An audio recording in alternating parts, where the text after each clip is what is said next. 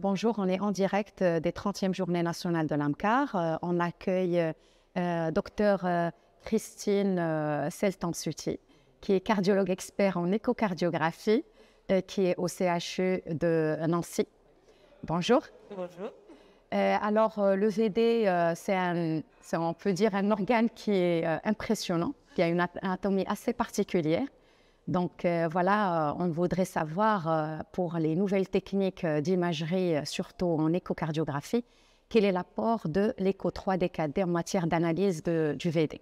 Alors le VD, le problème du ventricule droit, c'est qu'en échographie bidimensionnelle, finalement, on n'arrive pas à voir l'ensemble du ventricule droit en échographie bidimensionnelle. Soit on voit la chambre d'admission, soit on voit l'infundibulum, la chambre de chasse, soit on arrive à voir une partie de l'apex par l'écho apical, alors que le 3D, il dépasse ses limites puisqu'il nous permet une acquisition globale de l'ensemble du volume, donc de nous permettre de voir toute l'anatomie du ventricule droit, ses structures un peu particulières, et surtout, il nous permet d'aborder les volumes et le calcul de la fraction d'éjection.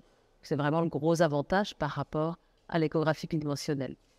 Quand on calcule la fraction d'éjection par écho 3D 4D, est-ce qu'il n'y a pas des éléments qui peuvent nous sous-estimer ou surestimer cette fraction d'éjection? Alors, il est vrai qu'en médecine, le gold standard, c'est l'IRM. Et quand on fait des études comparatives des volumes que l'on mesure en écho 3D à ceux que l'on mesure en IRM, on se rend compte qu'il y a une sous-estimation systématique des volumes. C'est probablement dû à des différences de résolution entre l'écho et l'IRM. Alors, il y a probablement une part de sous-estimation des volumes par l'écho, parce qu'on ne délimite pas bien dans la paroi compactée de la paroi trabéculée. Donc, on a tendance à mettre souvent nos marqueurs un peu trop vers l'intérieur, vers le sang. Il faut vraiment ne pas hésiter à quasiment mettre les marqueurs dans le blanc de la paroi pour moins sous-estimer. Et puis, on a du mal aussi en échographie souvent à bien dégager l'infundibulum qui représente quand même quasiment 20% du volume du ventricule droit. Donc, ça explique en partie les sous-estimations. Après, l'IRM peut elle aussi un peu surestimer parce que comme elle a une moins bonne résolution temporelle que l'écho, souvent, elle n'est pas très bonne dans la délimitation notamment de la base du ventricule et des repères de la tricuspide, ce qui fait qu'elle a parfois aussi tendance à surestimer. Donc je pense que si on améliore à la fois les algorithmes de l'écho et peut-être qu'on se calque plus sur les algorithmes de l'IRM et que l'IRM améliore sa résolution temporelle, les deux techniques vont se rejoindre et la différence entre les deux va s'amenuiser avec le temps, il y a des chances. D'accord. Et donc, qu'est-ce qu'il en est en matière d'élastance du VD, son analyse par le 3D 4D? Vous savez que le problème de tous ces paramètres, y compris de la fraction d'éjection du ventricule droit, c'est que c'est très sensible aux conditions de charge et que donc tous les paramètres que vous mesurez, ça représente la fonction du ventricule droit, oui, mais à un instant T, et si vous faites changer les conditions de charge, ces paramètres peuvent évoluer. Si on veut mesurer ce qu'on appelle la contractilité intrinsèque du ventricule droit, il faut faire les fameuses courbes pression-volume, vers des variations de conditions de charge et mesurer la pente des volumes télésystoliques par rapport aux pressions télésystoliques. Et c'est ça qui nous donne l'élastance. Mais bien évidemment, personne ne le fait en pratique quotidienne. Et donc, il y a des formules simplifiées qui, à partir de la PAPM et du volume télésystolique du ventricule droit, permettent d'estimer l'élastance ventriculaire. Et en fait, ça peut tout à fait se faire en écho, puisque la PAPM, on peut l'avoir à partir du fluidité, soit en utilisant la formule de Shemla à partir de la PAPS, soit en traçant le gradient moyen d'IT en ajoutant la POD, ça estime la PAP moyenne, et le fameux volume télésystolique, on l'a maintenant avec l'écho. Et donc, on peut approcher cette élastance et on a montré que c'était bien corrélé aux mesures que l'on pouvait avoir, non pas en faisant des boucles pression-volume, mais en mesurant les volumes en IRM et en mesurant les pressions en hémodynamique. Alors, c'est toujours pareil, c'est bien corrélé, mais il y a un certain biais, une certaine concordance, une certaine sous-estimation des valeurs, du fait de la sous-estimation des volumes.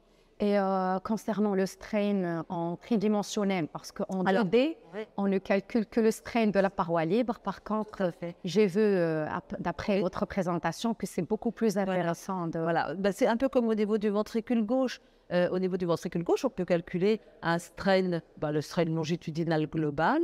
On peut calculer le strain longitudinal dans chacun des 17 ou 18 segments, selon la segmentation.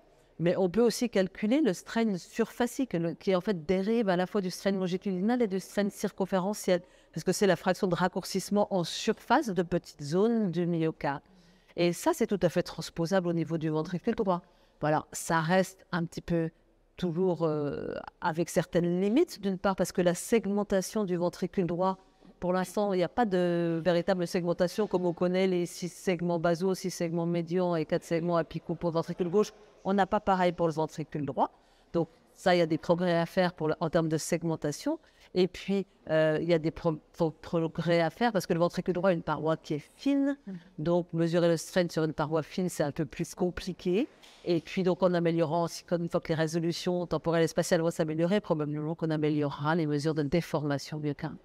Par contre, l'intérêt du 3D, c'est que non seulement ça peut calculer la déformation en termes de strain, mais ça peut calculer aussi la déformation en termes de morphologie du ventricule droit. Comme on sait dans l'HTAP, qui a une inversion de la courbure septale, un ventricule qui devient plus sphérique. Oui. Et bien ça, maintenant, on peut le calculer à partir de certains logiciels qui calculent des degrés de courbure pariétaux et qui permettent d'approcher, de quantifier en fait cette déformation. Pour l'implication thérapeutique, par exemple, l'utilité du 3D, 4D aussi, pas au niveau du VD seulement, mais au niveau de la valve tricuspide. Oui, c'est sûr que c'est un grand intérêt. On visualise la tricuspide d'une manière qu'on n'avait vraiment pas l'habitude de la voir quand on faisait que du 2D. Je trouve que ça comme le 3D pour la valve mitrale, ça a considérablement amélioré notre compréhension de la valve tricuspide, de sa morphologie, de sa segmentation, etc. Et je pense qu'il y a beaucoup de travaux qui vont sortir là-dessus aussi. C'est un sujet qui est vraiment passionnant, donc le temps, il est vraiment court pour explorer le VD. Donc, en tout cas, je vous remercie beaucoup. C'est moi et dans l'attente de vous revoir une prochaine fois. Merci beaucoup, Ciala Picarde.